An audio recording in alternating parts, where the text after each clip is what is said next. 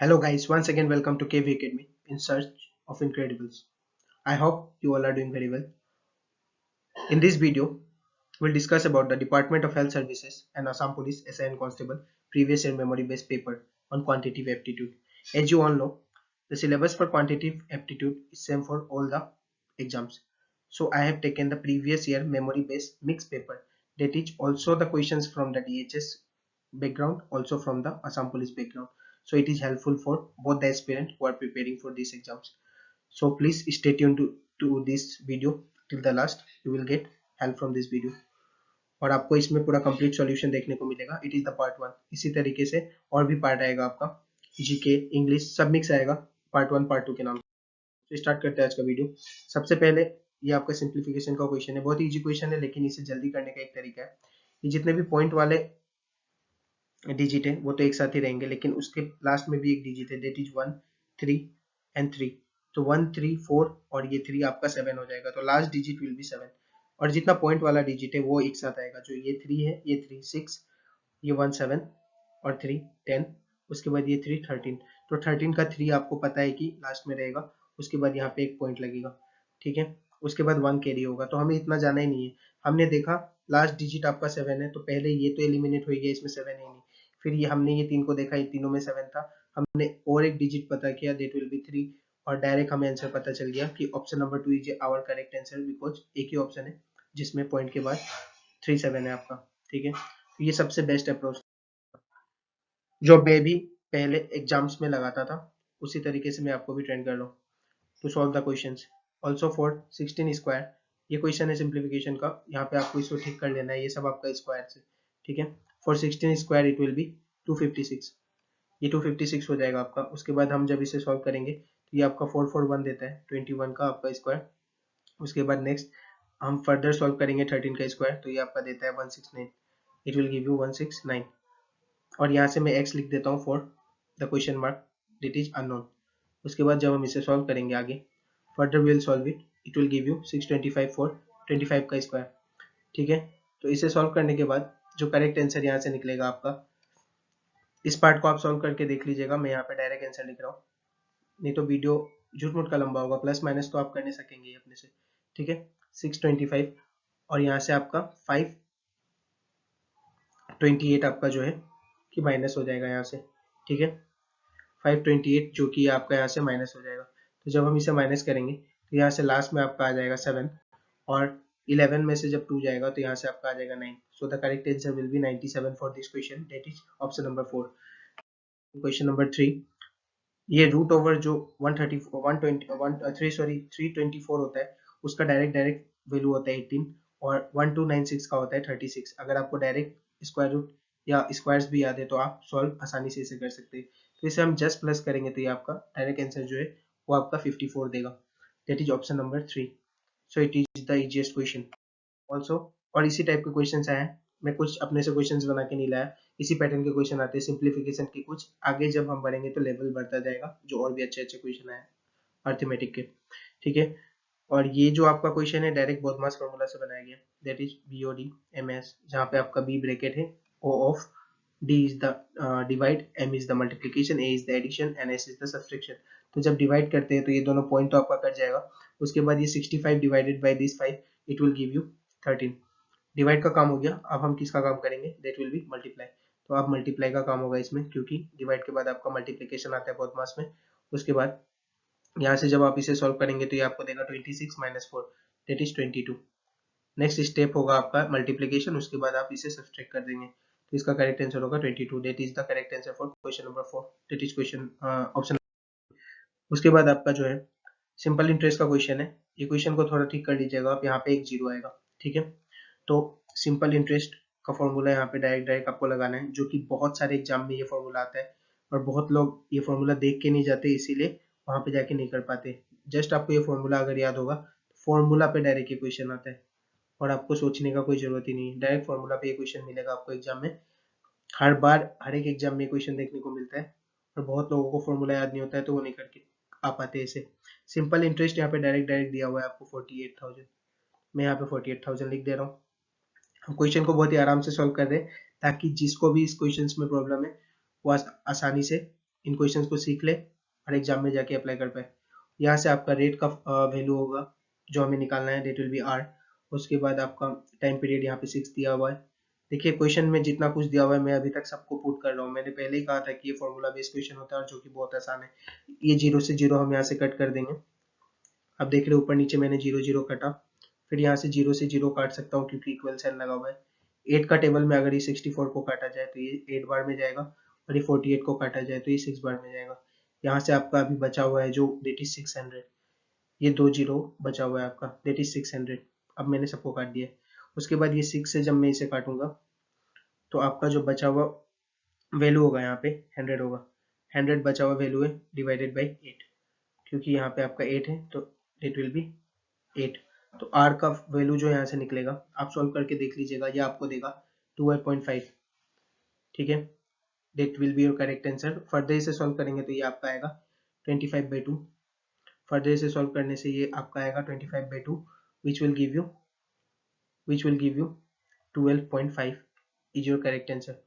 तो option number 2 इसका correct answer होगा। ठीक है, क्वेश्चन की ओर चलते हैं। What will be the average of the following set of scores. इसमें से आपका एवरेज क्या होगा। ठीक है, तो एवरेज आपको निकालना है इस क्वेश्चन का। तो एवरेज का मतलब तो आपको पता ही है कि हम लोग सबको सम करेंगे। एवरेज का फॉर्मूला डायरेक्ट आपका क्या होता है, हम सबका सम करेंगे divided by the given numbers, divided by the given numbers. तो फॉर्मूला आपको याद रखना है बस। असम के जितने भी एग्जाम है अर्थमेटिक आसानी होता है, बस आपको फॉर्मूला याद नहीं होता तो आप नहीं कर पाते। तो आपको आसानी से ये फॉर्मूलाज को याद रखना है। सम का मतलब क्या है, जितने भी वैल्यू दिए हुए हैं, दैट इज 62। उसके बाद आपका जो दिया हुआ है 76, उसके बाद 42, उसके बाद आपका 84। नेक्स्ट आपका जो दिया हुआ है इसमें कितना है आपका 21। After that 47, after that 47 and lastly it will be 28। तो आप देख रहे हैं सम का मतलब क्या था यहाँ पे कि सारे नंबर का सम कर देना है। सारे नंबर का जब आप सम करते हैं और उसे divided by the given numbers करते हैं, कितना नंबर है 1 2 3 4 5 6 7, that is 7 numbers are given. तो यहाँ से जो वैल्यू आएगा वही आपका एवरेज होता है। तो हमें सॉल्व करके देखना है कि यहाँ से कितना है। आप जब इसे सॉल्व करेंगे तो यहाँ से आपका क्या वैल्यू आएगा, देखिए मैं यहाँ पे डायरेक्ट लिख देता हूँ, आपको सॉल्व करके देखना है इसे। 360/7 will be your correct value, और जब इसे हम सॉल्व करेंगे तो ये आपका देगा 51.42। It will give you 51.42। तो ये जब 51.42 आपका आएगा तो क्वेश्चन में आपका बोला है राउंडेड ऑफ वैल्यू निकलने के लिए, rounded off value to the nearest integer. तो राउंडेड ऑफ वैल्यू आपका 51 हो जाएगा, क्योंकि 51 के बाद अगर 5 से ऊपर पावर होता है तो 52 हो जाता है, नहीं तो वो 51 ही रहता है। So the correct answer will B 51 for this question. Question number 7. In this question number 7 we have to find the circumference। ठीक है, और यहाँ पे आपका एरिया ऑफ सर्कल आपको दिया हुआ है पहले से। सो मैथ में आपका सबसे पहला अप्रोच क्या होता है कि गिवन क्या है आपको वो देखना है। सबसे पहले आपको एरिया ऑफ स्क्वायर गिवन है, that is pi square. Pi square जब आपको गिवन है तो यहाँ पे आप पाई स्क्वायर लिख लीजिए, जो कि आपका कितना होगा 2464। 2464 यहाँ से आपका आएगा। उसके बाद जब हम इसे फर्दर सॉल्व करेंगे, दैट इज पाई को हम क्या लिख सकते हैं यहाँ से 22/7। pi will give you 22/7 and also r square with it। ठीक है, उसके बाद जब हम इसे सॉल्व करेंगे तो ये आएगा यहाँ से 2464। उसके बाद हम दोनों तरफ इसे क्या करेंगे, कट करेंगे। जब हम इसे दोनों तरफ क्या करेंगे, कट करेंगे, तो ये आपका क्या देगा। जब हम इसे दोनों तरफ कट करेंगे तो ये आपका क्या सॉल्व करने से आएगा, इधर देखिए तो यहाँ से आएगा 112 ठीक है। अगर हम 22 से इसको कट करते हैं, उसके बाद 7 जो यहाँ पे नीचे था उसे हम ऊपर मल्टीप्लाई कर देंगे। 7 जब ऊपर मल्टीप्लाई करेंगे तो ये आपका आएगा R square equal to 112 into 7। फर्दर इसे हम देख सकते हैं कि आर का वैल्यू, हमें तो आर का वैल्यू चाहिए, तो आर स्क्वायर यहाँ से कितना है, तो 112 को हम लिख सकते हैं 16 इंटू 7। 112 को हम लिख सकते हैं 16 इंटू 7, और 7 16 इंटू 7 हम इसे लिख सकते हैं 112 को, और इंटू 7 पहले से था हमारे पास। तो आर स्क्वायर में हमें पता है कि जब भी स्क्वायर लगता है तो स्क्वायर रूट लगेगा, और जितने भी दो वैल्यू होते हैं, two multiplication value will give you one value. तो 16 के लिए आपका यहाँ से 4 आ जाएगा, और 7 के लिए 7 दो बार है, इसलिए आपका एक 7 यहाँ से निकल जाएगा, जो कि आपका क्या देगा, यहाँ से r का वैल्यू देगा। तो r का वैल्यू आपका इसके लिए क्या हो जाएगा, for this question the value of r will be 28। r का वैल्यू आपका यहाँ से निकल जाएगा 28। ठीक है, तो आपको कुछ नहीं करना, अभी से पुट कर देना है सरकमफेरेंस में। तो सरकमफेरेंस कितना होता है आपका, 2 पाई आर होता है फॉर द सर्कल। सर्कल का सरकमफेरेंस 2 पाई आर होता है, जो कि रिक्वायर्ड क्वेश्चन में जो रिक्वायर्ड टर्म है। तो यहाँ से हम क्या करेंगे, 2 इंटू 22/7, 2 इंटू 22/7, 22/7 डिवाइडेड बाई 7 यहाँ से होगा, और उसके बाद आपका multiply by 28। Okay, multiplication of 28 that is 2 pi r, क्योंकि r का वैल्यू हमने निकाल लिया है। यहाँ से हम कट करेंगे 7 से इसे, तो ये आपका 4 आ जाएगा। ठीक है, उसके बाद आपका क्या होगा, देखिए 44 इंटू 4, तो 44 इंटू 4 अगर हम लोग जब करते हैं तो आंसर आता है आपका 176। आप इसे सॉल्व करके देख सकते हैं। ठीक है, the answer will be 176 metre. तो होप करता हूँ आपको ये क्वेश्चन अच्छा लगा हो। ये क्वेश्चन भी आपका एग्जाम में पूछा गया था डीएचएस में। उसके बाद the cost of 24 pens and 30 pencils is 175। What is the cost of 48 pens and 26 pencil. ये आपका आसाम पुलिस का क्वेश्चन है, जो कि बहुत ही इंपॉर्टेंट है। बहुत बार इस टाइप के इस पैटर्न के क्वेश्चन पूछे गए।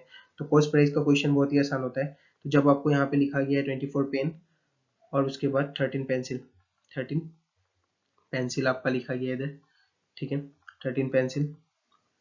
तो आपको डायरेक्ट सॉल्व कैसे करना है इसे, देखिए ये आपका वैल्यू जो था कॉस्ट प्राइस का, ये आपका 175 है। तो मैं यहाँ पे डायरेक्ट वैल्यू लिख दे रहा हूँ।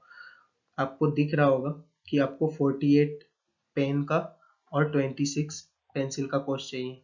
तो ऑब्वियस सा बात है, अगर मैं इस पूरे इक्वेशन को 2 से मल्टीप्लाई कर दूं तो आपका काम हो जाएगा। खुद से देखिए आप, अगर मैं इसे 2 से मल्टीप्लाई कर देता हूँ तो यहाँ से क्या हो जाएगा, आपको दिख रहा होगा कि ये आपका 48 पेन बन जाएगा, 48 पेन बन जाएगा ये यहाँ से, और यहाँ से आपका 26 पेंसिल बन जाएगा, जो कि हमें रिक्वायर्ड है, जो कि हमें क्या है, रिक्वायर्ड है।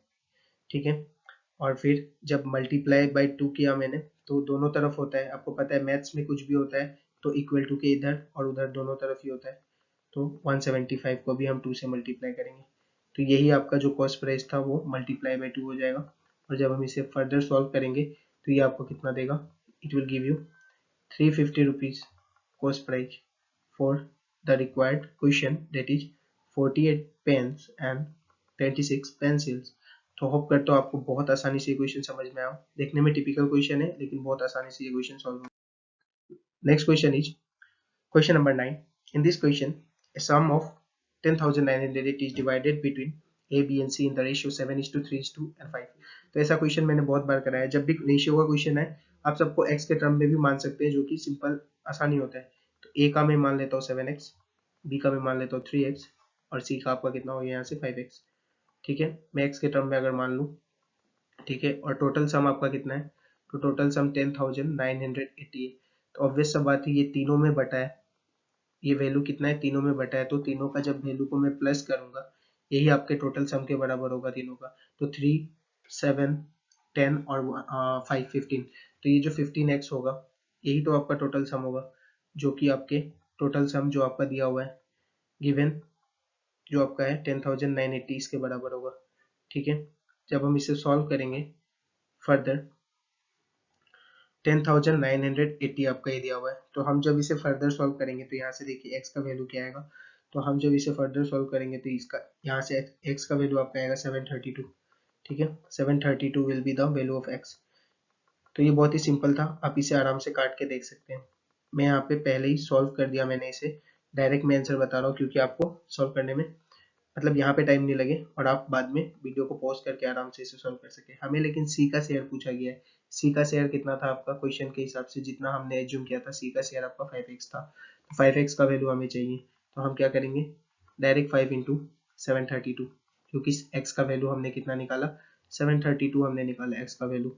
और जब इसे हम सॉल्व करेंगे तो आप जब आंसर देखेंगे इसका, तो आएगा 3660 will be your correct answer. That is the sum of the share of C in this bonding। ठीक है, जहाँ पे A, B और C का जो शेयर था, उसमें से C का जो शेयर है वो आपका 5x होगा, जो कि 3660 will be your correct answer। Option number 4 is your correct answer for question number 9। आपका क्वेश्चन नंबर 10। क्वेश्चन नंबर 10 में देखिए क्या हो रहा है। तो ये एक सीरीज है, मिसिंग सीरीज का क्वेश्चन है, जिसमें आपका 1938 एक मिसिंग नंबर है, 228 684 1368 दिया हुआ है। तो इसे हमें डिकोड करना है। तो हम देख रहे हैं कि 19 से यहाँ मल्टीप्लाई 2 हो रहा है, तब आपका 38 आ रहा है। फिर हमें नेक्स्ट नंबर नहीं पता, अभी हमें नहीं पता इधर क्या हो रहा है। नेक्स्ट हम आगे फर्दर देखते हैं इसे। तो अगर हम 2 से मल्टीप्लाई करें फिर से, तो आपका यहाँ से आएगा 76। फिर 2 से करेंगे तो नहीं बन रहा है ऐसा कुछ भी। तो हमें यहाँ से जो लग रहा है, हम इसे फर्दर क्या कर सकते हैं देखिए। तो इस पैटर्न को अच्छे से देखने से मुझे एक पैटर्न तो दिख रहा है, आई होप आपको भी दिख रहा हो, नहीं पता मुझे आपको दिख रहा है कि नहीं। तो ये 2 से मल्टीप्लाई हो रहा है, फिर अगर हम इसे 3 से मल्टीप्लाई करें, जस्ट एज्यूम कि हम 3 से इसे मल्टीप्लाई करें, क्योंकि मैंने 2 से मल्टीप्लाई करके देखा तो बहुत छोटा नंबर आ रहा था। तो 3 से जब मल्टीप्लाई करता हूँ तो ये क्वेश्चन मार्क आपका कितना बनेगा यहाँ से। तो 3 से मल्टीप्लाई करने से ये 90 हो जाएगा, ये 24, डेट विल गिव यू 114। ठीक है।